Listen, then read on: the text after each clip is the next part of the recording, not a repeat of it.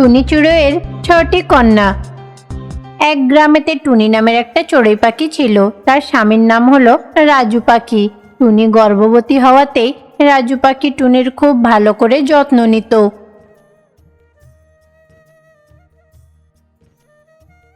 রাজু, বলো তো আজ কি রান্না করব? আরে টুনি, তোমাকে এইসব রান্না বান্না করতে হবে না, ছাড়ো তো।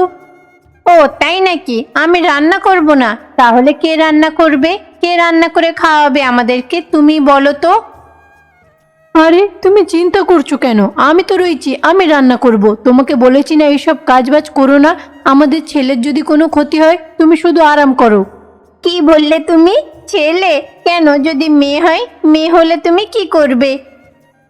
না না, আমার তো বাবা ছেলেই দরকার, মেয়ের দরকার নেই। মেয়ে হলে কত খরচ হয় জানো? জন্ম থেকে মৃত্যু পর্যন্ত শুধু খরচই খরচ। সেই কারণে আমার মেয়ের দরকার নেই, আমার শুধু ছেলে হলেই চলবে। আর তুমি ওইসব নিয়ে চিন্তা করো না, তুমি এখন বিশ্রাম নাও, আমি সব কাজ করে নেব। আর যদি আমাদের মেয়ে হয় তাহলে তাকে অনাথ আশ্রমে ছেড়ে আসবো। এইদিকে টুনি চড়ুই রাজু পাখির কথা শুনে খুব ভয় পেল। সে মনে মনে অনেক রকম চিন্তা করতে লাগলো। হে ভগবান, রাজু এইভাবে বলল কেন? আমার তো খুব ভয় হচ্ছে। হে ঈশ্বর, তুমি আমার উপর কৃপা করো। দয়া করে আমাকে একটা পুত্র সন্তান দাও। যদি কন্যা সন্তান হয়, রাজু বলেছে তাকে অনাথ আশ্রমে দিয়ে আসবে। না না, তুমি আমার থেকে আমার সন্তানকে দূরে করো না। এইভাবে টুনি চড়ুই পাখি ভগবানের কাছে প্রার্থনা করতে লাগলো। এইভাবে কয়েক মাস কেটে গেল। টুনি চড়ুই হাসপাতালে ভর্তি হলো। সে তখন একসঙ্গে 6টি কন্যা সন্তানের জন্ম দিল। আরে টুনি, এ কি? ছটা ছটা কন্যা সন্তান! এখানে একজনকেই মানুষ করা যাবে না, আবার ছটা? আমি এদেরকে মানুষ করতে পারবো না। কি গো, তুমি এইভাবে বলছো কেন? হাজার হোক, ওরা তো আমাদেরই সন্তান, ওদেরকে তো বড় করে তুলতে হবে। আরে তোমার কি মাথা খারাপ হয়ে গেছে? এদেরকে বড় করে তুলতে গেলে কত টাকা খরচ জানো? মাসে 10,000 টাকা লাগবে। না না, আমি অত পারবো না। এদের সবাইকে আমি অনাথ আশ্রমে পাঠিয়ে দেব। আরে তুমি এইভাবে বলো না, ওরা তো আমাদের সন্তান আর ওরা তো মেয়ে। এইরকম বললে পাপ হবে গো। তুমি যদি এটাকে পাপ মনে করো তাহলে মনে করতে পারো। এখানে একটা সন্তান হলে তাও মানা যায়, 6টা সন্তানের লালন পালন করাতে কত খরচ তুমি জানো? তার চেয়ে ভালো বলি কি, এদেরকে কোথাও নোংরা আবর্জনায় ফেলে দিয়ে আসি, তাহলে তো আর ঝামেলাই থাকবে না। টুনি চড়ুই পাখি রাজুর এমন কথা শুনে খুব রেগে যায়। সে তখন বলে, আরে রাজু, তুমি এইরকম কথা বলতে পারলে? জানো, এই বাচ্চারাই তুমি যখন ক্লান্ত হয়ে বাড়ি ফিরবে তোমাকে কত সেবা করবে, তোমায় কত ভালোবাসা দেবে, তুমি জানো কি? দেখো টুনি, তুমি আমাকে এইসব জ্ঞানের কথা শোনাতে এসো না। তোমার যদি এতই সমস্যা থাকে তাহলে তুমি তোমার মেয়েগুলোকে নিয়ে এই বাড়ি ছেড়ে চলে যেতে পারো, আমার কাছে থাকতে হবে না। রাজু পাখির এই কথা শুনে টুনি চড়ুই তার বাচ্চাদেরকে নিয়ে বাড়ি ছেড়ে বেরিয়ে এলো। তারপরে একটা গাছের তলায় গিয়ে বসে পড়ে। বাচ্চারা, তোমরা চিন্তা করো না, আজকে থেকে আমি তোমাদের মা আর তোমাদের বাবা। তোমাদের বাবা মারা গেছে, এবার থেকে আমি তোমাদের ভালো করে যত্ন নেব। এইভাবে টুনি চড়ুই দুঃখের সাথে তার বাচ্চাদেরকে এই কথাগুলো বলল। তারপরে মন খারাপ করে গাছের তলায় বসেছিল। ঠিক সেই সময় সেখান থেকে ছোট টিয়া পাখি যাচ্ছিল। তাদেরকে দেখে, আরে টুনি, কি ব্যাপার, তুমি এখানে? আর এরা কারা? এরা কি তোমার সন্তান নাকি? হ্যাঁ ছোটু, এরা হলো আমার 6টা মেয়ে। আসলে রাজু এই মেয়েদেরকে মেনে নেয়নি, তাদেরকে বলেছিল অনাথ আশ্রমে দিয়ে আসতে। আমি ওনার সাথে ঝগড়া করে এদেরকে নিয়ে বাড়ি ছেড়ে চলে এসেছি। বাহ টুনি, তুমি খুব ভালো কাজ করেছো। তুমি আজ প্রমাণ করে দিয়েছো যে একটা মায়ের কাছে তার সন্তানের থেকে বেশি গুরুত্বপূর্ণ জিনিস আর কিছুই হয় না। আচ্ছা, তুমি চিন্তা করো না, তুমি চলো, আমার বাড়িতে থাকবে তোমার সন্তানদেরকে নিয়ে, চলো। এই রকম বলে ছোট টিয়া পাখি টুনি আর তার বাচ্চাদেরকে নিয়ে তার বাসায় গেল। ছোটু, তোমাকে অসংখ্য ধন্যবাদ। তুমি যদি না থাকতে তাহলে আজ আমরা কোথায় যেতাম জানি না। আমাদেরকে এখানে নিয়ে এসেছো, তোমাকে অসংখ্য ধন্যবাদ। এইভাবে ছোটু যে টুনিকে সাহায্য করেছে তার জন্য টুনি তাকে ধন্যবাদ জানালো। টুনি চড়ুইয়ের বড় মেয়ের নাম ছিল বুজ্জি পাখি। সে তার ছোট ছোট বোনদের খুব ভালো করে যত্ন নিত, তাদের দেখাশোনা করত। অন্যদিকে টুনি চড়ুই শ্রমিকের কাজ করে তার বাচ্চাদের লালন পালন করার চেষ্টা করত। বুজ্জি, বোনেরা খাবার খেয়েছে? হ্যাঁ হ্যাঁ মা, আমি বোনদেরকে খাইয়ে দিয়েছি, ওরা তো ভেতরে আরামে ঘুমাচ্ছে। দেখো গিয়ে, আমি তো তোমার জন্যই অপেক্ষা করছিলাম, তুমি এলে একসাথে দুজনে মিলে খাবো। চলো মা, তুমি হাত মুখ ধুয়ে নাও, আমি খাবার বেড়ে দিচ্ছি। তারপরে টুনি আর বুজ্জি দুজনে মিলে একসাথে রাতের খাবারগুলো খেয়ে নিল। বুজ্জি মা, শোনো, আমি থাকি বা না থাকি, তুমি কিন্তু সবসময় তোমার বোনদের যত্ন নেবে, ওদের খেয়াল রাখবে, বুঝেছো তুমি? হ্যাঁ মা, তুমি চিন্তা করো না। এইভাবে কথাবার্তা বলে তারপরে তারা ঘুমাতে চলে গেল। এইভাবে আরো কিছুদিন কেটে যায়। এইদিকে টুনি চড়ুইয়ের ইচ্ছে হলো তার বাচ্চাদেরকে স্কুলে ভর্তি করবে, কিন্তু ভর্তি করার জন্য তার কাছে অত টাকা ছিল না। বাচ্চারা, আমি চাই তোমরা স্কুলে ভর্তি হও, তোমরা মন দিয়ে পড়াশোনাটা করো।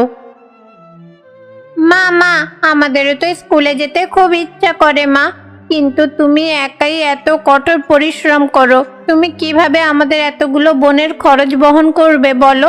তুমি কি পারবে মা? তাই বলছি কি, এখন না হয় পরে আমরা স্কুলে যাব। আরে বাচ্চারা, তোমরা ওইসব নিয়ে চিন্তা করো না, আমি সব কিছু বুঝে নেব।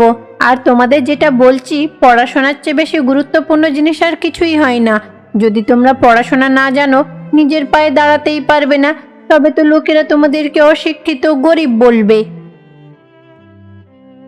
হ্যাঁ মা, সবকিছু তো ঠিক আছে, কিন্তু তুমি আমাদের জন্য এত কঠোর পরিশ্রম করো, ঠিক করে খাওয়া দাওয়া করো না, তাই ভাবছি আমার কাছে একটা উপায় আছে। কি উপায় বুঝি? মা, আমরা তো হলাম 6 জন, এই 6 জন যদি স্কুলে যাই অনেক টাকা খরচ হবে, তাই বলছি কি, আমাদের মধ্যে 3 বোন না হয় স্কুলে যাবে, আর বাকি 3 জনকে তারা স্কুলে যা শিখবে বাড়িতে এসে সবকিছু শিখিয়ে দেবে, তাহলে তো পড়াশোনা শেখা হয়ে যাবে। আরে বাহ, এই উপায়টা তো খুব ভালো, আমার মাথায় তো এই বুদ্ধিটা এলো না। যাক, তাহলে তোমরা এবার থেকে সেটাই করো, ঠিক আছে? এইভাবেই টুনির বাচ্চাগুলো 3 জনে স্কুলে যেত আর 3 জনে বাড়িতে বসে পড়াশোনা শিখত। অন্যদিকে ওই গ্রামেতেই মাহিচিল নামের একটা দানব রাক্ষস পাখি থাকতো।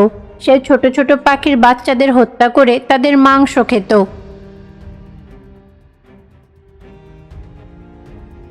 আরে, অনেক দিন হয়ে গেল কোনো ছোট পাখির বাচ্চার মাংস খাইনি।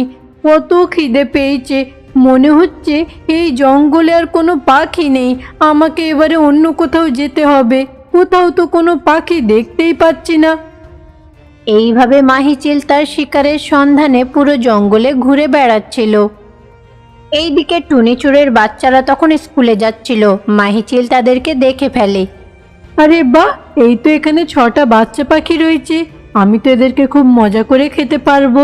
প্রত্যেক দিন এক একজন করে খেলে 6 দিন আমি ভালোভাবেই খেতে পারবো। আজ আমি খুব খুশি হয়েছি। এই রকম বলে মাহিচিল প্রত্যেকদিন বাচ্চাদেরকে ফলো করত, তাদের স্কুলের দিকে নজর রাখতো। এমনই একদিন ওই 6টা বাচ্চার মধ্যে একটাকে তুলে নিয়ে সে পালিয়ে যায়। আরে বোনেরা দেখো, লিসাকে নিয়ে ওই রাক্ষস পাখিটা চলে যাচ্ছে, এখন ওকে কিভাবে বাঁচাবো? চলো আমরা ওই পাখিটার পেছনে পেছনে যাব, আমাদের বোনটাকে বাঁচাতে হবে।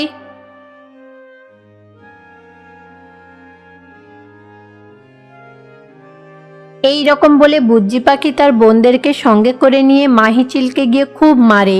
তারপরে তার ছোট্ট বোন লিসাকে তার হাত থেকে বাঁচিয়ে সে বাড়িতে নিয়ে চলে এলো। শোনো, এই বিষয়ে মাকে কিছু বলবে না, মা না হলে খুব চিন্তা করবে। হ্যাঁ দিদি, আমরা মাকে কিচ্ছু বলবো না। কিছুক্ষণ পরে টুনিচুড়াই বাসায় ফিরে এলো। তারপরে 6টা সন্তানকে নিয়ে মিলেমিশে তারা খাওয়া দাওয়া করতে লাগলো। এইদিকে মাহিচিল টুনিচুড়ের বাচ্চাদের উপরে খুব রেগেছিল। ওদের এত বড় সাহস, আমাকে মেরে ওই বাচ্চা পাখিটাকে নিয়ে চলে গেল। আমিও এবারে প্রতিশোধ নেব, ওদের কাউকে ছাড়বো না, সবার মাংস খাবো। এই রকম বলে মাহিচিল তখন রাগে টুনির বাসাতে গিয়ে পেট্রোল ঢেলে আগুন ধরিয়ে দেয়।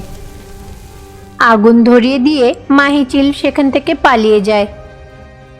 এইদিকে টুনি চড়ুই পাখি তার বাচ্চাদেরকে নিয়ে একটু বাইরে ঘুরতে বেরিয়েছিল, তাই ভাগ্যক্রমে তারা ওই আগুনের হাত থেকে বেঁচে গেল। আরে এটা কি হলো, আমি তো কিছুই বুঝতে পারছি না। আর ওই চিলটা কে, আর আমাদের বাড়িতে আগুন ধরিয়ে দিয়ে গেল কেন? তারপরে বুজ্জি পাখি যা যা ঘটেছিল সব বিষয়টা তার মা টুনিকে জানালো। আরে বা বুজ্জি, আমি খুব খুশি হয়েছি, তোমাদেরকে নিয়ে আমার গর্ববোধ হচ্ছে। কিন্তু বাচ্চারা, এখন এই এলাকায় আমাদের থাকা চলবে না, চলো আমরা এখান থেকে চলে যাই। তারপরে টুনি চড়ুই তার বাচ্চাদেরকে নিয়ে অন্য জঙ্গলে চলে গেল। মা, আমরা এখানে তো কোনো বাড়ি দেখতে পাচ্ছি না, আমরা কোথায় থাকবো? আর এত তাড়াতাড়ি বাড়ি কোথায় পাবো? আরে বাচ্চারা, ওই কলা গাছগুলো দেখছো তো, ওদের পাতা দিয়েই আমরা বাড়ি তৈরি করব। এইভাবে টুনি চড়ুই তার বাচ্চাদের সাহায্য নিয়ে কলা পাতা দিয়ে একটা সুন্দর বাড়ি তৈরি করে ফেলে। তারপরে সেই বাড়িতে তারা আনন্দ সহকারে থাকতে লাগলো।